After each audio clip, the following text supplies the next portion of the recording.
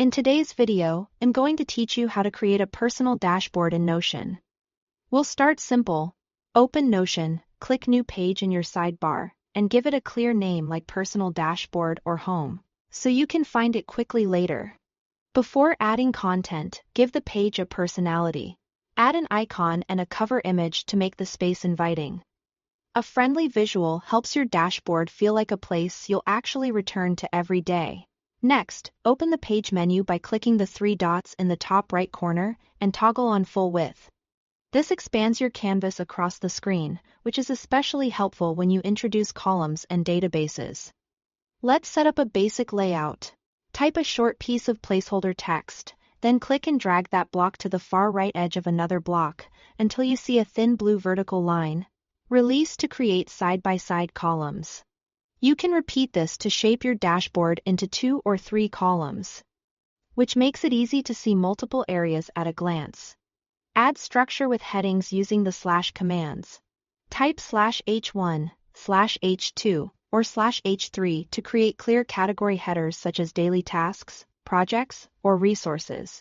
Under each header, create breathing room and separation by typing /div to insert a horizontal divider. These subtle lines keep sections distinct without overwhelming the page. Now bring your data in.